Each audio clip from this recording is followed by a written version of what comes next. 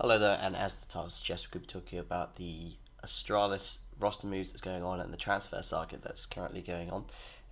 But I want to begin with a piece of news that happened recently. I actually touched on in a video talking about who's going to make it through the RMRs, where just as I was making that video, kOnfig was removed from the Astralis lineup. Apparently, he broke an ankle or something.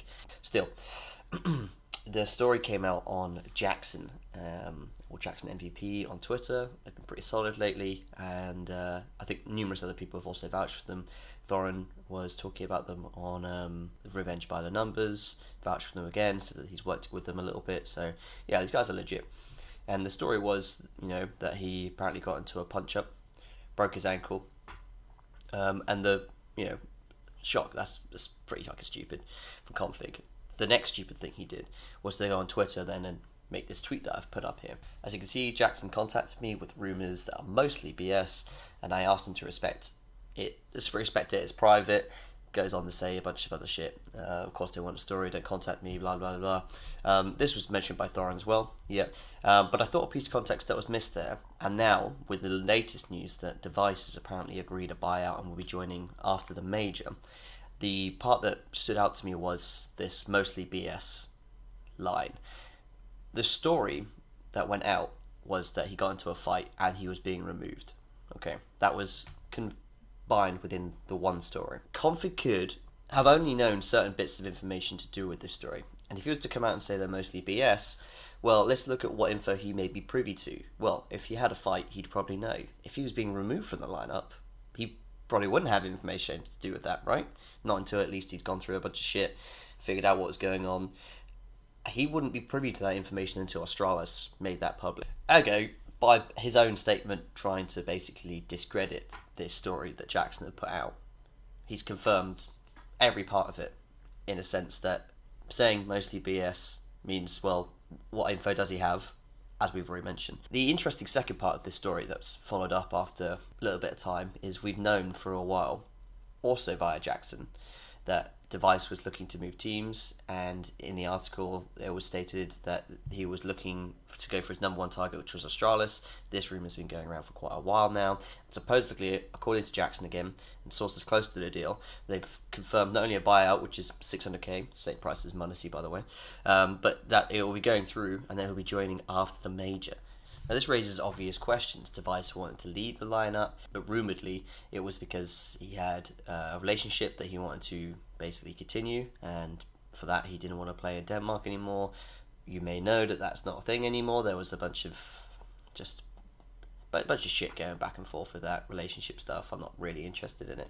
After that, you had the whole mental illness saga, basically, with NIP, where he's been on the bench for many months now, and heading back to Astralis to kind of regroup and recoup his losses.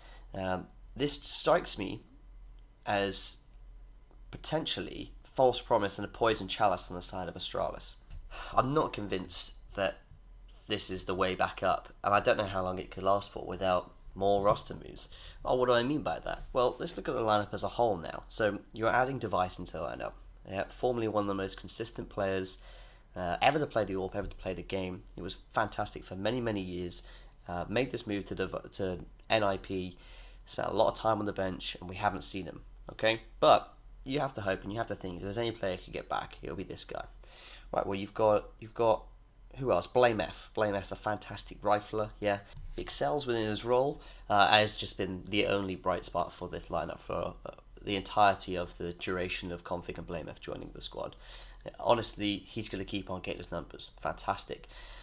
kOnfig, as we just mentioned, well, no longer part of the lineup. We don't know when he's going to come back. It seems strange that he's being removed from the lineup because of a broken ankle or a broken leg or whatever. Potentially he comes back, potentially not. We actually don't have any information on that. Okay, well, what else have we got? Well, you've got Glaive. Glaive's the next best piece now, yeah? So your IGL. Well, actually, since Dev1ce has left, they've been really struggling for quite a while. Oh, they've also lost Magix and Dupree, yeah, a dynamic duo of some sort. Yeah, you've got Dupree, who was Dev1ce's best mate, an entry player, selfless. He was very good up until towards the end. Magis was a fantastic anchor player. He was great with his rifles. Part of the dynasty of this team, right? But they weren't able to get it done together. That's why they left, right? Left alongside with the coach, Zonic, who's no longer there anymore, who was arguably integral to their success. And actually, if you look at how they're doing with Vitality now, just won ESL Pro League in a fantastic best of 5. But meanwhile, kOnfig is still struggling. Right, well, look, if Dev1ce is going to get back, then we have to hope that kOnfig's going to do it too, yeah? And he's got his boy back. Who else is on the lineup? Xyp9x. Well, Xyp9x is still around, unfortunately. The guy's not been great, not since he re-signed that contract. Arguably the anchor point of this squad.